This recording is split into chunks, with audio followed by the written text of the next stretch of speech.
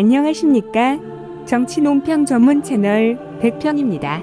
진짜 큰일입니다. 보통 일이 아닙니다. 이러다가 한국 전쟁이 다시 발발할 것 같습니다.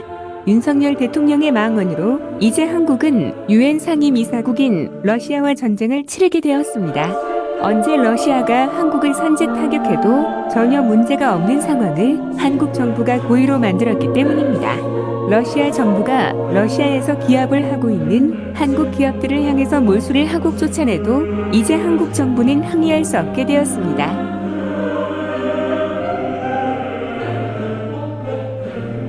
전쟁 중 적대국의 기업을 몰수하고 빼앗은 후 쫓아내거나 포로로 잡아둬도 전쟁법상 문제가 없기 때문입니다. 한국 정부는 이런 결정을 내렸습니다. 러시아 정부가 주로 한국 대사 및 외교관들을 추방을 해도 문제가 없습니다. 한국 정부가 러시아와 전쟁 중인 국가에게 군사 지원을 하였기 때문입니다. 러시아 정부가 한국과의 수교를 단절하는 것은 이제 비난의 대상이 아닌 당연한 조치가 되는 것입니다. 한국 정부가 러시아에게 적대적으로 먼저 돌아섰기 때문입니다.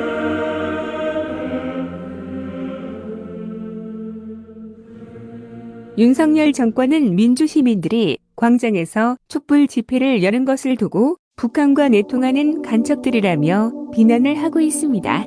광기 어린 전쟁광이 빙이 된 것처럼 윤석열 대통령은 대통령이 되기 전부터 선제 타격을 운운하며 호전적인 태도로 일관하고 있는 가운데 잠자고 있던 시베리아 호랑이를 깨우고 말았습니다.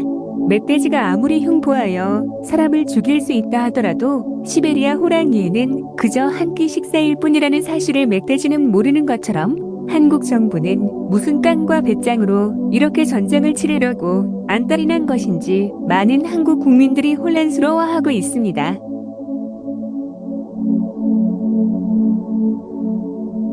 영화 덤 앤 더머에서 두 명의 바보들이 바보 같은 짓을 저지르고 다니는 웃기는 이야기는 많은 사람들에게 잘 알려져 있습니다.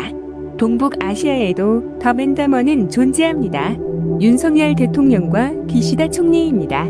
러시아와 북한에게 언제든지 한국을 향해 발포를 하라고 전쟁의 명분을 먼저 만들어주고 있는 윤석열 정부 때문에 이제 한반도는 전쟁터로 전락할 위기에 놓였습니다.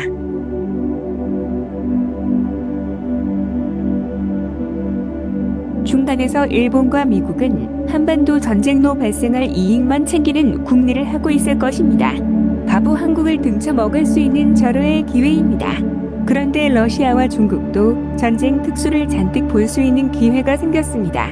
북한에는 상업적 가치가 천문학적인 수준으로 지하 자원이 풍부합니다. 히토류 같은 자원부터 시작해서 다양한 지하 자원이 매장되어 있습니다.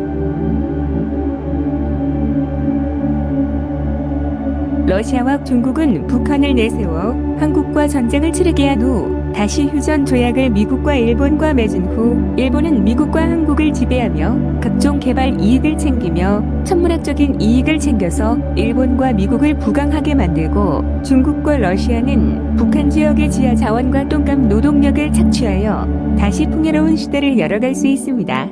이제 멍청한 한국 정부 탓에 한국인만 노동 착취당하는 일만 남았군요. 참 안타깝습니다. 오늘도 시청해주셔서 감사합니다. 이상 백평이었습니다.